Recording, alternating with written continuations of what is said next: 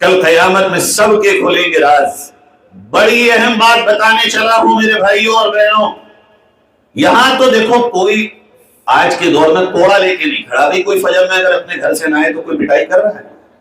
عشاء میں نہ جائے کوئی مارنے آیا، کہیں جیل ہو رہی ہے، کوئی مقدمہ ہو رہا ہے۔ اسلام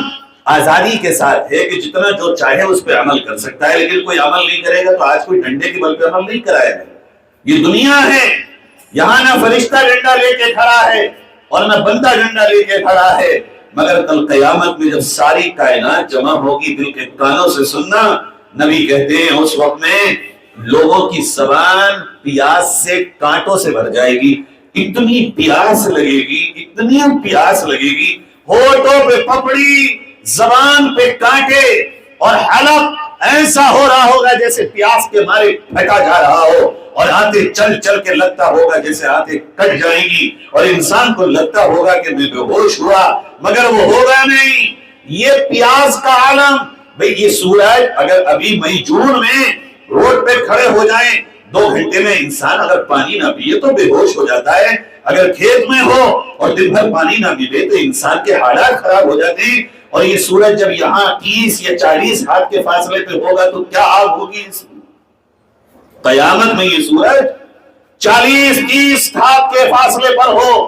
کتنی آگ اور کتنا اس کے اندر تپش ہوگی، کتنی پیاس لگ رہی ہوگی۔ علماء لکھتے ہیں کہ سورج کی تپش سے یہ زمین ایسے پگھل رہی ہوگی جیسے ہانڈی میں رکھ کے کوئی سالن ابالو تو وہ ابلتا ہے اور اس میں ابال آتے ہیں، ایسی زمین کے اندر سے ابال آ رہے ہوں گے، اور انسان اسی پہ کھڑا ہوگا، پسینہ اتنا بہے گا کہ کوئی انسان تو اپنے گھٹنوں تک اور کوئی اپنے ٹخنوں تک، کوئی اپنے کاندھوں تک اپنے ہی پسینے میں ڈوب جائے گا۔ ایسے وقت میں نبی صلی اللہ علیہ وسلم فرماتے ہیں کہ وہ لوگ جو دنیا میں کمزور رہے ہوں بھلے سے ہی،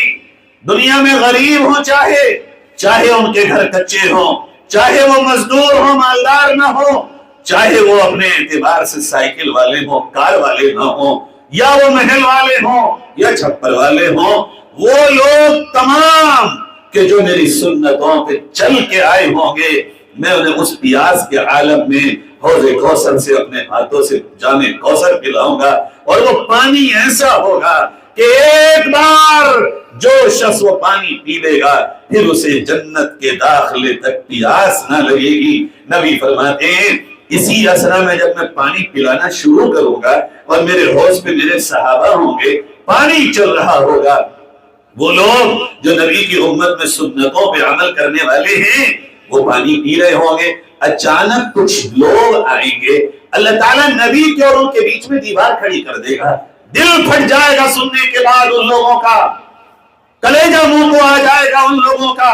کہ جو صرف دعویٰ کرتے ہیں اور عمل نہیں کرتے۔ نبی فرماتے ہیں جب میرے اور ان کے بیچ اللہ پردہ ڈال دے گا تو میں اللہ سے کہوں گا میرے رب یہ تو میری امت کے لوگ ہیں، یہ میرے ہیں، یہ میرا نام لیتے تھے، اے اللہ انہیں تو نے پانی پینے سے کیوں روک دیا؟ یہ پیاسے ہیں، ان کی زبان پہ کانٹے چل رہے ہیں، ہونٹوں پہ پپڑی چل رہی ہے، اللہ یہ تڑپ رہے ہیں، اے پاک پروردگار عالم، اے رب الہ، یہ میری امت کے بیچ سے اور میرے بیچ سے پردہ ہٹا دے تاکہ میں ان کو بھی پانی پلا دوں۔ میرے اللہ میرے نبی سے اللہ فرمائے گا اے میرے محمد یقیناً تم سچ کہتے ہو،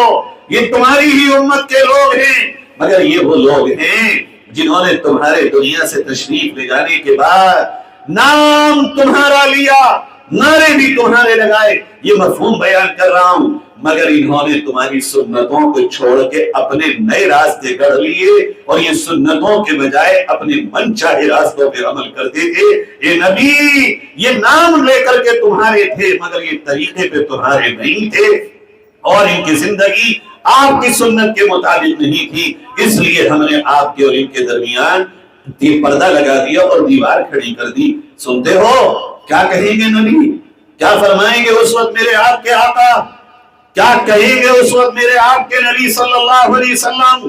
آج ہم اس دھوکے میں ہیں کہ جو چاہے کر لیں مگر نبی شفاعت کر دیں گے کل قیامت کے دن، جیسا چاہے کر لو، اپنی منمانی زندگی گزار لو، شفاعت تو ہو ہی جائے گی، مگر نبی کیا کہہ رہے ہیں اپنی زبان مبارک سے؟ بات تو اصل وہ ہے جو نبی نے کہہ دی، اللہ میرے ان کے بیچ میں جب پردہ ڈال دے گا اور مجھے بتائے گا تو بجائے شفاعت کے میں یوں کہوں گا سہتان سہتان، اے اللہ انہیں میری نگاہوں سے دور کر دے، میری نگاہوں سے دور کر دے۔ اب سوچو جب نبی ہی یہ فرما دیں گے پھر کون ہمارا آپ کا ہاتھ پکڑ کے اللہ کے یہاں شفاعت کو آئے گا؟ یہ ہے وہ اصل محبت کا راز کہ نماز نام لے لو محبت میں، نمازیں بھی چھوڑو، سنت پہ بھی مت چلو، یہ بھی مت کرو، سب ہو جائے گا۔ ارے یہاں جس بات کو آقا نے کہہ دیا اس بات کے خلاف اگر کوئی ہمیں بھروسہ دلاتا ہے تو وہ بھروسہ اپنی جیب بھرنے کے لیے تو دلا سکتا ہے، سچائی کے لیے نہیں دلا سکتا۔ یقین رکھو چاند اپنی جگہ سے ہٹ سکتا ہے، سورج ہٹ سکتا ہے، زمین پھٹ سکتی ہے، آسمان گر سکتا ہے، ستارے ٹوٹ سکتے ہیں، مگر نبی کی بات ایک ذرے کے برابر بھی جھوٹی نہیں ہو سکتی۔ میرے بھائیوں، جب یہ بات صحابہ کو پتہ چلی، جب یہ بات اولیاء کرام کو پتہ چلی تو انہوں نے نبی کی سنت پہ کیسے عمل کیا۔ اب وہ واقعات سنیے ذرا اور اپنے دل کو تھامیے کہ کس طرح آپ صلی اللہ علیہ وسلم کی سنتوں پہ صحابہ نے اور اولیاء کرام نے عمل کیا۔ ایک مرتبہ ایک صحابی رسول ایک بادشاہ کے دربار میں دین کی دعوت دینے گئے کہ بھئی ہمارے نبی محمد صلی اللہ علیہ وسلم لا الہ الا اللہ محمد رسول اللہ لے کر آئے ہیں اور ہم تمہیں بھی دعوت دیتے ہیں کہ تم بھی قبول کر لو کہ اللہ ایک ہے اور محمد اللہ کے رسول ہے۔ اس بادشاہ نے ان صحابہ کی دعوت کر دی۔ جب دعوت کی دسترخوان نیچے لگا اور جب کھانا کھانے کے لیے بیٹھے، بڑے دل سے سنیے گا یہ بات بڑے مزے کا واقعہ ہے۔ جب یہ نیچے بیٹھے اور کھانا کھانے لگے، جب کھانا کھانے لگے تو ان صحابی رسول سے ہاتھ میں سے لقمہ دسترخوان پہ گر گیا، پھٹ انہوں نے اٹھایا اسے اور پھر منہ میں رکھ لیا۔ برابر میں ان کے کوئی صاحب بیٹھے تو انہوں نے کہا کہ یہاں یہ بادشاہ کا دربار ہے، یہ سلطان کا دربار ہے، یہاں دسترخوان پہ گرے ہوئے لقمے کو اٹھا کے اگر کھاؤ گے تو تمہیں کیا سمجھیں گے یہ لوگ کہ یہ ہیں محمد والے جو گرے ہوئے لقمے کو اٹھا کے کھا رہے ہیں؟ کیا کہا ان صحابی نے؟ کہا اچھا اترک سنت حبیبی لہؤلاء الحمقاء، کیا ان بے وقوفوں کی وجہ سے یہ جو بادشاہ بنے بیٹھے ہیں انہیں دکھانے کی وجہ سے میں اپنے آقا کی سنت کو چھوڑ دوں، میں اپنے نبی کی سنت سے منہ موڑ لوں، ساری دنیا مجھ سے ناراض ہو جائے مگر میں اپنے نبی کی چھوٹی سی چھوٹی سنت کو چھوڑنے ہرگز تیار نہیں۔ یہ تھا جذبہ۔ بادشاہ کے درباروں میں بھی کبھی وہ نبی کے طریقے کے خلاف نہیں جاتے تھے، کوئی کتنا ہی بڑا کیوں نہ ہو ان کی نگاہ میں نبی کی سنت سے بڑا عمل کوئی نہیں ہوتا تھا۔